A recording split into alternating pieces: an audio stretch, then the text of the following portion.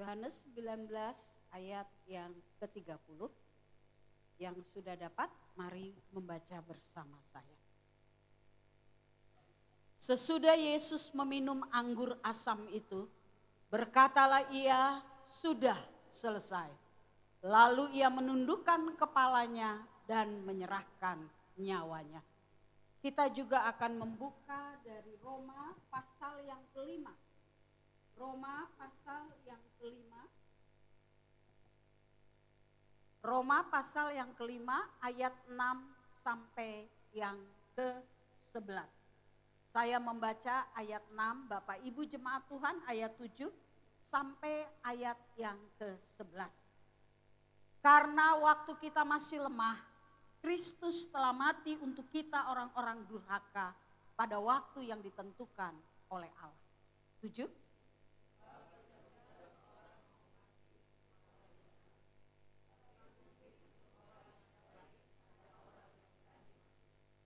Akan tetapi Allah menunjukkan kasih-Nya kepada kita.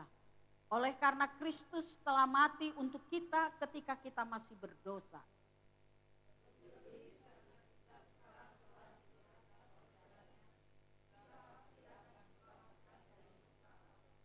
Sebab jikalau ketika kita masih seteru, diperdamaikan dengan Allah oleh kematian anaknya, lebih-lebih kita yang sekarang telah diperdamaikan, pasti akan diselamatkan oleh hidupnya. 11 sama-sama. Dan bukan hanya itu saja, kita malah bermegah dalam Allah oleh Yesus Kristus Tuhan kita. Sebab oleh Dia kita telah menerima pendamaian itu. Amin. Baik, kita akan bersama melihat bagian yang pertama dari tema besar kita, it is finished, ya, dari Yohanes 19 ayat yang ke-30, ya. Yang menjadi pertanyaan kita sekarang ini, ya, kita berapa kali mengikuti yang namanya Jumat Agung, Paskah? Dan yang menjadi pertanyaan, ada di satu tempat-tempat tertentu. Dari kecil saya tahu bahwa ketika Paskah semua orang mengenakan baju hitam atau ungu, tanda kematian. Lalu kemudian Paskah kita akan bersyukur bersama, bersorak, berterima kasih. Tetapi yang menjadi pertanyaan, apakah makna penderitaan Yesus kita sungguh pahami? Kita sungguh mengerti bahwa Dia mati untuk kita. Bahwa Dia melakukannya bagi kita, atau hanya berjalan seperti yang tadi didoakan oleh Pak Anjar, bukan sesuatu yang rutin, tetapi di dalamnya kita memaknai arti penderitaan itu bagi kita. Hari ini kita melihat arti kata tetelestai, sudah selesai. Yang bagian pertamanya ada Uncle Joe dari khotbah saya. Kita melihat di sini di bagian pertama, kata tetelestai sudah selesai atau sudah lunas, atau juga yang mengatakan sering pada masa orang Romawi, orang Yahudi, ketika seseorang memiliki hutang, maka dia akan menulis di dalam kwitansi ketika dibayarkan sejumlah uang yang menjadi hutangnya, dan di situ akan tertulis sebuah cap yang mengatakan sudah lunas, terbayar. Ini menunjukkan bahwa hutang dari yang si peminjam sudah diselesaikan, sudah dibayar, sudah dibereskan. Dan perkataan Tuhan Yesus di atas kayu salib yang mengatakan tetelestai, sudah selesai, menunjuk kepada kata bahwa hutang dosa, hutang pelanggaran, hutang apapun yang dibuat oleh manusia kepada Allah sudah selesai, sudah dibayar lunas di atas kayu salib. Dan kita juga melihat bahwa kata tetelestai itu bentuknya adalah perfect tense. Yang berarti dilakukan kepada masa lalu.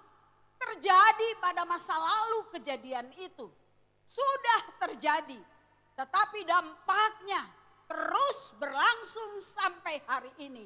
Dirasakan, dinikmati, dan dijalankan oleh kita semua. Amin.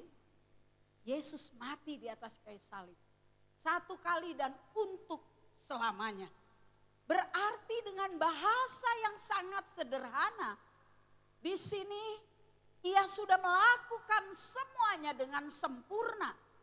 Untuk dosa saya, untuk pelanggaran saya, untuk kesalahan saya, untuk semua hal yang saya lakukan yang tidak benar, sudah diselesaikan oleh Tuhan.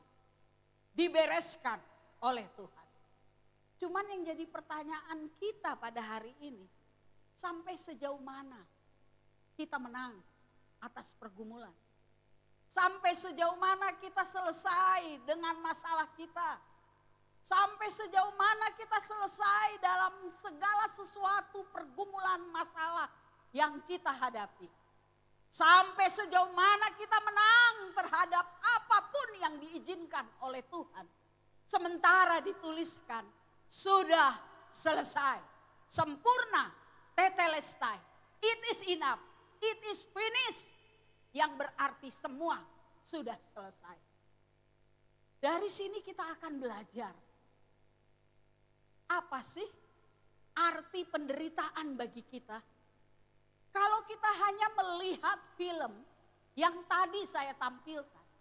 Yesus mati, Yesus dicambuk, Yesus menderita. Apakah hanya sampai di situ? Tuhan saya mati, Tuhan orang Kristen mati. Yesus mati, hanya sampai di situ. Tanpa kita mengerti arti yang sesungguhnya. Bahwa penderitaan itu terjadi untuk kita semua umat manusia. Bapak, Ibu, dan juga saya. Hari ini saya ingat sekali, saya pernah menyampaikan bagian firman Tuhan ini. Bagian firman Tuhan ini, enggak apa-apa, sudah. Bagian firman Tuhan ini sudah saya sampaikan. Tetapi hari ini kita mau belajar kembali bersama-sama. Kayaknya saya yang lupa kirim. Hari ini kita mau belajar bersama. Sebentar ya, saya lupa mengirim. Boleh handphone saya? Dari Roma 5 ayat 6 sampai 11. Di sini kita belajar bahwa penderitaan Kristus itu maknanya untuk siapa? Untuk apa dilakukan? Dan kalau kita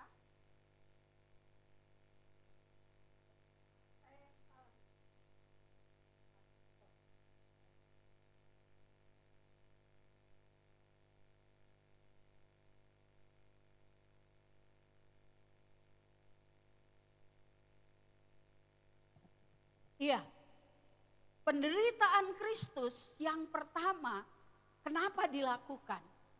Boleh dibaca satu orang yang tadi Roma pasal 5 ayat yang ke-6. Satu orang tolong bantu saya membaca. Stop. Karena ketika kita masih lemah. Di sini dituliskan keadaan manusia yang lemah. Dalam bahasa Inggrisnya strengthless. Enggak ada kemampuan. Enggak ada daya. Enggak ada keinginan. Bahkan di dalam tafsiran, mohon maaf, dituliskan kata ini menunjukkan satu kata impoten. Tidak mampu berbuat apa-apa. Tidak mampu melakukan apa-apa. Kenapa? Karena manusia ada di dalam kuasa dosa. Bukan kebetulan. 2 minggu lalu saya menyampaikan firman Tuhan. Becoming peacemaker. Bagaimana kita menjadi pendamai. Itu tidak akan pernah pernah terjadi ketika kita tidak lahir baru. Saya senang dengan tadi doanya. Ketika kami menerima Yesus sebagai Tuhan dan Juru Selamat, kami berubah. Menjadi seorang pendamai harus didahului dengan menerima Yesus. Dan saya menyampaikan kata shalom, Kejadian 1, Kejadian 2. Bagaimana shalom itu diberikan oleh Tuhan. Hubungan kita dengan Tuhan baik. Hubungan kita dengan sesama baik. Hubungan kita dengan lingkungan baik. Dengan diri kita sendiri baik ketika dosa belum jatuh ke dalam manusia. Tetapi kemudian kita lanjut Kejadian 3. Dosa masuk di dalam diri manusia. Sehingga relasi yang terjadi menjadi rusak. Enggak ada lagi yang baik hubungan itu. Dan inilah yang digambarkan di dalam Roma pasal 5. Keadaan manusia pada waktu itu, makasih Uncle, mohon maaf Uncle, saya yang salah. Kondisinya lemah, strengthless, dikuasai oleh dosa. Di mana di situ dikatakan karena dosa membuat manusia tidak mampu berbuat apa-apa. Boleh tampilkan? Dari Roma pasal 7 ayat 19 sampai 20. Ini gambarannya strengthless. Roma 7 ayat 19 sampai 20. Ya, di sini dikatakan 19. Sebab bukan aku yang apa yang aku kehendaki, yaitu yang baik yang aku perbuat. Melainkan apa yang tidak aku kehendaki, yaitu yang jahat yang aku perbuat. Jadi ketika aku berbuat apa yang tidak aku kehendaki, maka bukan aku lagi yang membuatnya, tetapi dosa yang diam di dalam aku. Di sini Paulus mengatakan ketika ada dosa masih dikuasai di dalam hidup kita, maka segala sesuatu keinginan berbuat baik itu enggak ada. Bahkan Paulus mengatakan dia mau berbuat baik, tapi enggak bisa dengan kekuatan sendiri, hanya ada di dalam waktu tertentu, kemudian dia jatuh kembali. Lalu kemudian ayat selanjutnya di sini dikatakan, kita baca, tadi Mbak Noni sudah baca, dan kemudian karena waktu kita masih lemah, Kristus telah mati untuk kita orang berdosa. Kondisi manusia lemah, lalu kemudian statusnya durhaka, ungodly, tidak bertuhan, jahat, masuk dalam perencanaan yang tidak benar, masuk dalam permufakatan yang tidak benar, bahkan segala sesuatu dilakukan semata-mata untuk memenuhi keinginan daging. Itulah manusia yang keadaannya pada waktu itu ada di dalam dosa. Kita melihat Roma pasal 3 ayat 10 sampai 18. Boleh ditampilkan? Roma 10. Maaf, Roma 3 ayat 10 sampai 18.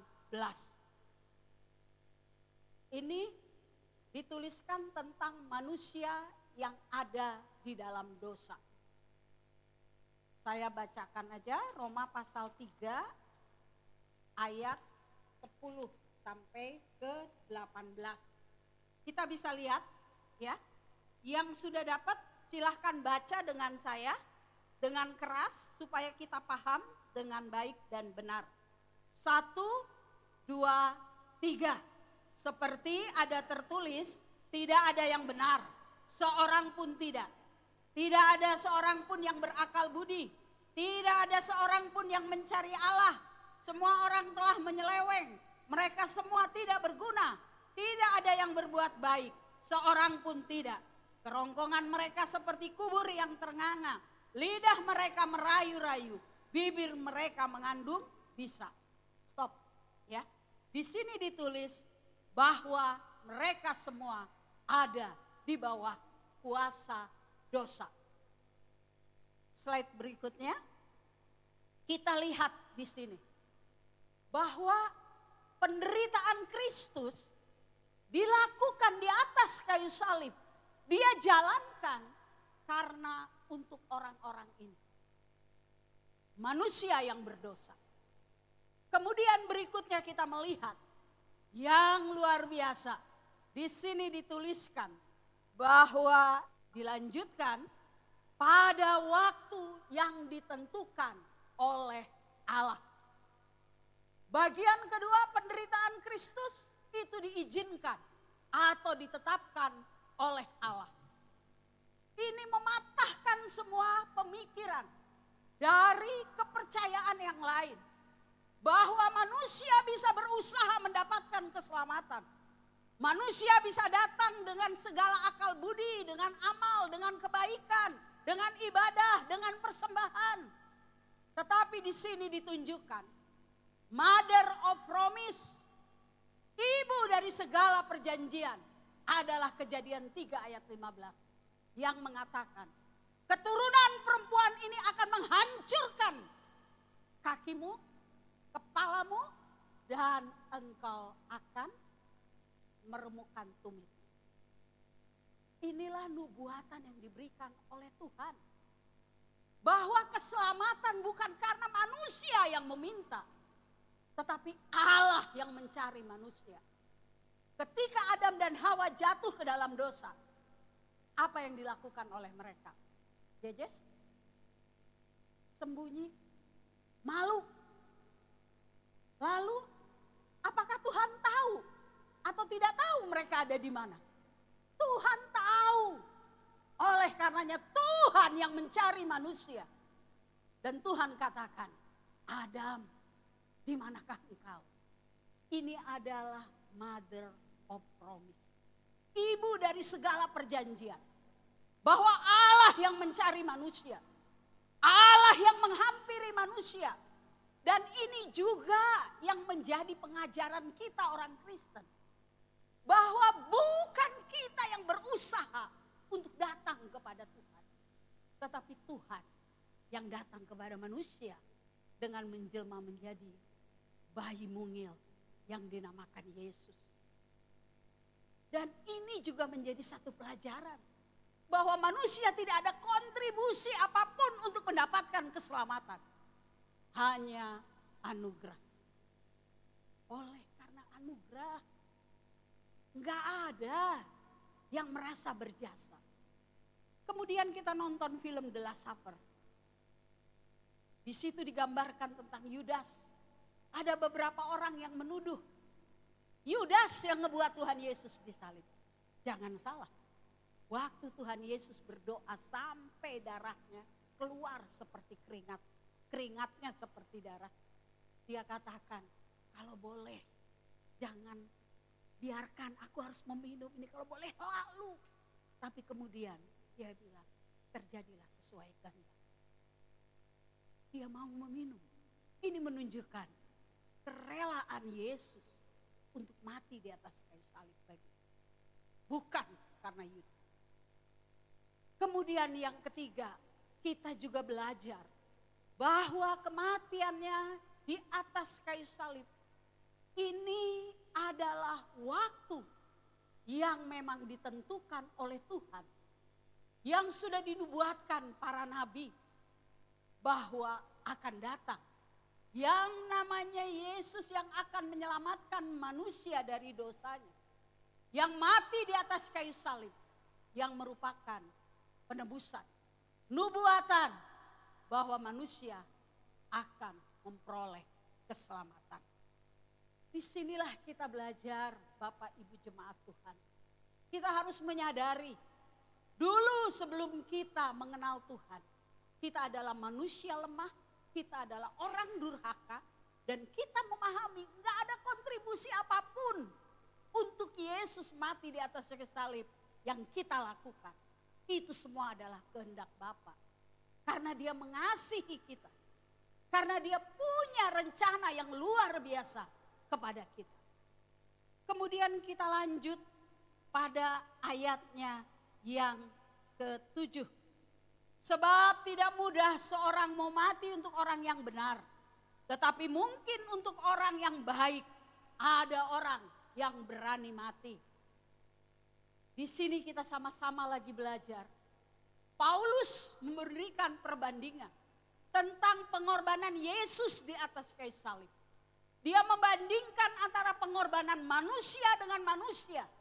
Dia memberikan bahwa menurut tradisi orang-orang Yudaisme, mereka membagi manusia menjadi 4 jenis. Orang baik, orang benar, orang adil, orang berdosa. Orang baik adalah adjustment. Dia yang mengatakan milikmu adalah milikmu, milikku adalah milikku, dan milikku bisa menjadi milik. Itu orang yang baik. Kemudian orang adil itu sama dengan orang benar. Yang dia katakan milikmu adalah milikmu, milikku adalah milikku. Selama itu milikmu, itu menjadi hakmu. Sepertinya apa yang dibuat oleh orang-orang Yudaisme tentang orang baik, tentang orang benar, tentang orang adil, itu benar semuanya. Tetapi dikatakan itu adalah ukurannya kepada sikap, kepada apa yang dilakukan. Di sini Paulus katakan mungkin untuk orang baik, orang benar ada yang mau mati. Saya kemarin di kantor Pak Tato memberikan contoh. Misalnya Pak Raymond itu memberikan sesuatu yang baik kepada saya. Menolong saya misalnya. Ya, wah ini suami istri nggak pas ya. Misalnya Mbak Noni ini nolong saya. Bantu saya, menyelamatkan saya. Bahkan waktu saya mau mati dia berikan darahnya untuk saya. Transfusi darah. Saya menjadi orang yang sangat-sangat berhutang kepada Mbak Noni. Sehingga apapun yang dia lakukan saya bela. Karena saya berhutang budi kepada Mbak Noni. Bisa paham ya? Dan bahkan saya rela juga mati untuk Mbak Noni. Karena dia sudah berbuat baik kepada saya. Ayo kita lihat. Saya berbuat baik kepada Mbak Noni karena Mbak Noni berbuat baik kepada saya. Oke? Lalu dikatakan orang benar. Orang benar ini dikatakan nilainya di bawah orang baik menurut Yudaisme. Karena mereka sibuk soal keadilan. Dia nggak bicara soal bagaimana berbuat baik. Ini dia hanya bicara soal adil. Salah satunya dalam bentuk hak asasi manusia. Bicara soal kebenaran. Saya ambil aja contoh lah. Itu yang namanya Martin Luther King. Hak asasi manusia yang ada di Amerika. Dia memperjuangkan tentang hak-hak sipil daripada orang hitam, orang negro. Dan semua memuja dia dan mau mati untuk dia. Karena ajaran. Dan sekarang banyak ajaran segala dan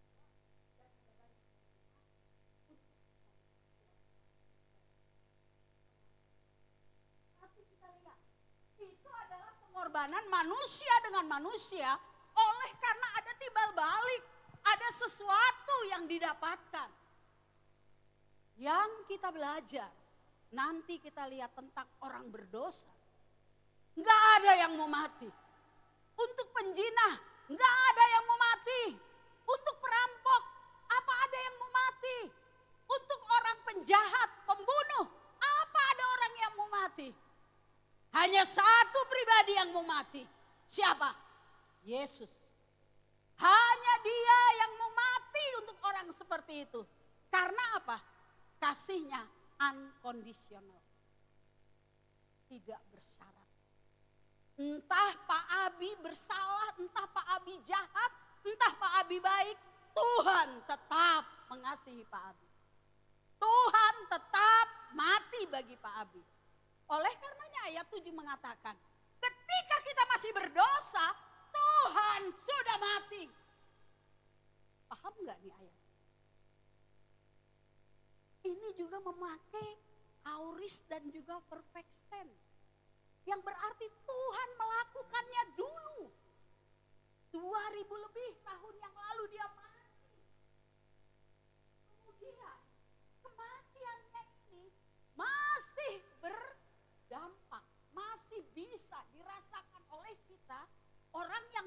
berdosa tidak kenal Tuhan, kemudian mengenal Tuhan, menerima Dia satu kali dan untuk selama-lamanya. Ini maksud dari kata untuk orang baik, untuk orang benar, untuk orang adil. Mungkin ada yang mau mati. Tetapi siapa yang mau mati untuk kita? Yang gak buat apa-apa, yang jahat, sampah tadi kata Mbak Noni. Siapa yang mau memperhatikan kalau bukan Tuhan kita? Kemudian hal yang kedua kita belajar, boleh dilanjutkan yang lainnya? Penderitaan Kristus ini adalah menggantikan kita. Substitusi. Harusnya yang disalib, harusnya yang dihukum, harusnya yang masuk neraka, harusnya yang diberikan segala yang tidak baik adalah kita. Tetapi Yesus mengganti kita di hadapan kita. Saya dulu dikasih contoh sama salah satu, kalau Pak Remon kegedean ya. Jejes, sini deh. Jessica ya. Jessica ya. Oke. Jessica ini misalnya Pak Remon ya. Ini misalnya Tuhan. Ini Jessica. Punya salah, punya dosa. Ya. Untuk menghampiri ke sini ada jurang. Enggak ada apapun yang bisa Jessica buat. Mau kebaikannya, mau ibadahnya, mau apapun, enggak bisa. Dia ada di dalam murka Allah. Roma 3 ayat 23, semua manusia sudah berbuat dosa. Roma 6:23, upah dosa adalah maut. Jadi dia ada di dalam maut, ada di dalam hukuman. Dan kemudian Tuhan Yesus mati di atas kayu salib. Itulah gambar harusnya begini. Ini dia bisa. Lalu kemudian substitusi ini begini. Yang berarti Tuhan nggak lihat lagi Jessica yang berdosa. Tetapi yang dilihat adalah anaknya yang mati di atas kayu salib. Ini yang namanya substitusi, pengganti. Dia mengambil ya. Dia mengambil posisinya Jessica.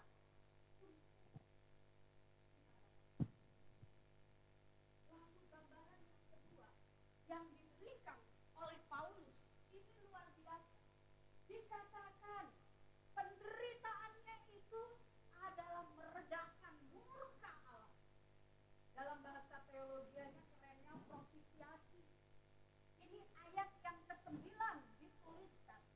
Lebih-lebih karena kita sekarang telah dibenarkan oleh darahnya, pasti kita diselamatkan dari murka Allah. Jadi tadi Jessica waktu berdiri, murka Allah itu ada di dia. Tetapi Yesus meredakan murka. Seperti yang dituliskan dalam perjanjian lama. Ketika Tuhan membaui yang namanya persembahan, daging dan sebagainya yang diberikan umat yang memancarkan atau menimbulkan wangi yang luar biasa, semuanya menjadi baik. Seperti itulah gambaran murka Allah yang dan ini yang juga luar biasa, ayat yang ke-10. Sebab jikalau kita ketika masih terus diselamatkan oleh Allah, oleh kematian anaknya, lebih-lebih kita yang sekarang telah diperdamaikan, pasti diselamatkan oleh Dia. Saya mau tanya, ada yang punya musuh enggak di sini? Tolong angkat tangan yang enggak punya musuh. Wah, semua orang baik enggak punya musuh ya. Gary punya musuh kan? Hah? Ya, kita nih jangan berpikir yang namanya musuh itu sesuatu yang jahat-jahat, benar. Kadang-kadang kita nggak bisa ngampuni orang aja, itu kita dianggap musuh di dalam bahasa asli. Misalnya saya marah ke Bu Tiomina, saya tidak menyelesaikan, saya tidak mengampuni, saya tidak berdamai, itu artinya musuh. Dan bayangkan posisi kita loh, sekian tahun dari lahir, kita ini ada di posisi musuhnya Tuhan. Dimusuhin suami atau istri aja kita udah sakit kepala ya.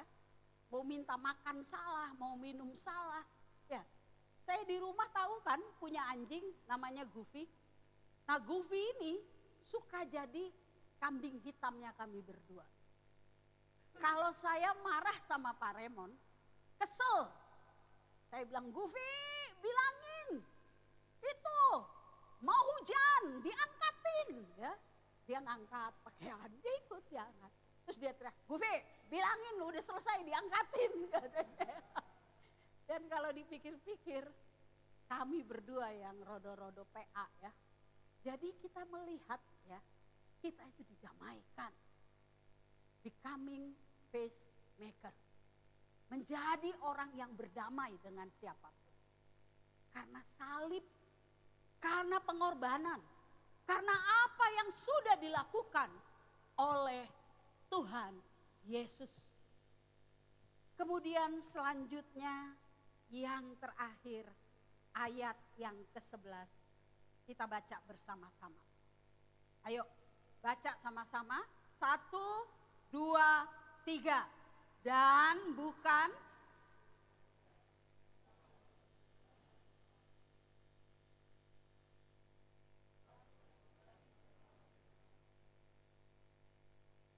apa kata-katanya? Dan bukan hanya itu saja, kita malah bermegah, bangga. Kematian Yesus membuat saya bangga. Kematian Yesus membuat saya bermegah. Kematian Yesus membuat saya bersyukur. Karena dengan dia mati saya memiliki pengharapan besar. Saya memiliki kekuatan. Saya memiliki kemenangan. Saya memiliki jawaban. Saya memiliki segala yang baik yang diberikan oleh Tuhan. Ada lagu dangdut, siapa ya yang nyanyiin ya? Noni ya. Jatuh bangun aku. Apa? Nah, itu pada ngegendang semua ya. Jatuh bangun, lagunya bilang. Nah, kita semua jatuh bangun sama kehidupan kita. Saya senang ngegambarkan tahun 85 ketika saya bertobat, di sini misalnya 85. Saya pakai bahasanya Om Awit, berjalan dalam sekolah kehidupan ya Om Awit ya. Sekolah kehidupan bersama dengan Tuhan.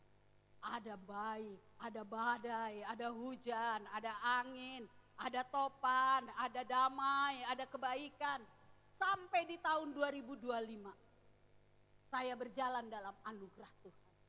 Dan saya bermegah dan saya bangga karena Tuhan menopang saya. Katakan amin. Amin. Jangan sampai kita orang Kristen kita bilang, kok aneh ya Bu Emi, setelah saya lahir baru, setelah saya sungguh-sungguh, lebih banyak lagi masalah, lebih banyak lagi pergumulan. Padahal dibilang ikut Yesus jalannya lempeng kayak tol. Siapa bilang? Itu gak benar yang ngajar. Tuhan gak pernah bilang kamu ikut aku lempeng jalan kayak tol, mulus, diberkati, sukacita. Enggak. Yang Tuhan janjikan setiap dalam pergumulan masalah, aku akan memberikan jalan keluar. Amin. Inilah yang membuat kita bermegah. Jadi kalau sekarang, hari ini saya mau, kita semua yang ikut dalam ibadah Jumat Agung ini, mari maknai penderitaan Kristus adalah sesuatu yang diberikan kepada kita. Sehingga kita akan memandang penderitaan Kristus adalah sesuatu yang sangat berharga untuk kita. Kita enggak bermain-main lagi dengan anugerah. Kita enggak bermain-main lagi dengan apa yang Tuhan berikan kepada kita. Saya keluar dari tema ya. saya baca satu buku dan saya sangat diberkati. Dikatakan Tuhan Yesus adalah Allah. Tuhan Yesus adalah Raja. Tuhan Yesus adalah Nabi. Tuhan Yesus yang menguasai segala sesuatunya. Tetapi kenapa Tuhan Yesus? Waktu dia mau disalib, dia tahu Yudas ya, yang akan mengkhianati dia. Dia tahu Yudas yang akan menyerahkan dia. Dia tahu Petrus yang akan berkhianat, menyangkal dia 3 kali. Dia tahu. Tapi di situ dituliskan. Tadi malam dengan sangat baik Pak Ronald bilang, ayat yang menjadi ayat favorit saya adalah ingat Yudas ya, yang mencium Yesus, berkhianat dengan mencium Yesus. Ayatnya ngeri ya Pak ya. Lalu di sini kita belajar bagaimana Tuhan malam itu dia tetap memberikan roti baik kepada Yudas, baik kepada Petrus dan kepada semua murid. Kemudian di ujung dari perjamuan malam itu dia langsung mengikatkan bajunya, meminta baskom isi air dan dia berlutut membasuh kaki murid-murid. Saya pikir ini adalah sesuatu hal yang dilakukan untuk menunjukkan tentang kerendahan hati. Diajarkan kita tentang kerendahan hati. Dan waktu saya ikut yang namanya Dulos Camp, ada pencucian kaki. Saya ingat sekali Mas Angga cuci kaki saya cuci kaki Mas Angga. Menunjukkan saling merendahkan hati. Waktu itu pikiran saya hanya sampai situ kok. Tapi makna Yesus menurunkan lututnya untuk mencuci kaki murid di dalam Last Supper adalah menunjukkan salah satunya. Dia memberkati kita. Dia Allah yang besar. Dia Allah yang luar biasa. Dia menundukkan kakinya seperti budak. Dan diartikan dalam bahasa aslinya, dia memberkati setiap kita. Dia lakukan untuk menunjukkan kerendahan hati. Untuk menunjukkan bahwa dia Allah, dia Tuhan, dia mau melakukan itu untuk kita. Dan puncaknya dia mati di atas kayu salib. Melalui ini Bapak Ibu yang kekasih, orang yang lahir baru harusnya berubah. Orang yang lahir baru harusnya hidup sebagaimana Yesus hidup. Kesetiaannya, kebaikannya, ketaatannya, kerendahan hatinya, kasihnya. Yang menjadi pertanyaan dan sering saya ucapkan di tempat ini. Saya mau tanya ke pemain musik. Kalian semua dijadwal untuk main musik. Singer, WL, semua ada jadwal. Yang saya mau tanya, berapa lama berdoa di hadapan Tuhan? Berapa lama masing-masing kita yang melayani berdoa di hadapan Tuhan? Menyerahkan seluruh pelayanan. Jemaat Tuhan, saya tanya, apakah doa kita, baca Alkitab kita lakukan karena ada masalah, atau ketika semuanya ada masalah atau tidak kita tetap melakukan itu? Jumat Agung mengingatkan kita pengorbanannya. Jumat Agung kita belajar tentang kerendahan hatinya. Jumat Agung kita belajar tentang segala yang diajarkan oleh Tuhan kepada kita. Ayo kita jujur, 5%, 10%, 20%, adakah yang sudah kita lakukan kepada Tuhan? Saya sadar, kita semua mau diberkati. Kita semua mau diberkati, tapi kita lupa pemberi berkat. Sumber berkat kita lupa. Oleh karenanya tadi malam, Saya tutup, Pak Ronald menyampaikan, begitu banyak sekarang orang yang meninggalkan iman. Tidak sungguh-sungguh di dalam Tuhan. Dan saya sadari, karena dia tidak memahami arti penderitaan Kristus bagi dia. Kalau dia menyadari dia sebagai manusia yang lemah, manusia yang durhaka, manusia yang digantikan, manusia yang harusnya menerima murka, dan manusia yang menjadi musuh Allah. Bagiannya adalah di dalam kerajaan maut. Tapi karena kematian Kristus, dia diselamatkan. Amin. Paulus katakan, untuk orang baik, untuk orang benar, untuk orang yang berjasa kita mau habis-habisan. Baik kepada dia, berlaku sopan kepada dia. Karena dia sudah berbuat baik kepada saya. Kenapa dengan Tuhan yang mati di atas kayu salib, tidak ada rasa hormat kita kepada dia. Tidak ada ucapan syukur kita kepada dia. Kita nganggep remeh. Kita datang kalau kita hanya mau membutuhkan sesuatu. Kita hanya mau datang kalau kita mau diberkati. Kita nuntut Tuhan memberkati, Tuhan menyembuhkan, Tuhan memulihkan, Tuhan melakukan A, B, C, D, E, tapi kita tidak melakukan apapun untuk Tuhan. Ini yang jadi masalah. Aduh, doa terus, aduh, ibadah terus, aduh ya. Kadang-kadang kita nggak habis-habis rasanya, kita kesel dengan situasi yang ada. Tapi mari kita lihat, saya menutup dengan satu ucapan yang luar biasa dan saya sungguh diberkati. Di sini dituliskan, salib mengubah konsep berpikir kita terhadap Allah dan dosa dengan melihat salib di mana Yesus tergantung. Salib itu harus mengubah konsep kita. Harus mengubah konsep kita. Jangan kita hanya melihat, ya sudah dia mati. Ya sudah memang itu kerjaannya yang memang itu harus dilakukan. Karena kehendak Bapa. Tapi sungguh diresapi. Kemudian yang kedua, Tuhan Yesus di dalam salib ketika dia menyerahkan dirinya, dia mengalah kegelapan. Dan hukuman yang dia terima menjadi kemenangan bagi kita. Menjadi jalan keselamatan. Dan oleh karenanya dikatakan kita telah diselamatkan. Justification. Kita telah diselamatkan. Menerima keselamatan. Yohanes 3 ayat 16. Sedang diselamatkan. Sanctification. Yang artinya adalah pengudusan. Yang terus menerus Tuhan berikan kepada kita. Doa yang tadi kita bersama. Bahwa kita menjalani keselamatan yang Tuhan berikan. Dengan sungguh-sungguh di hadapan Tuhan.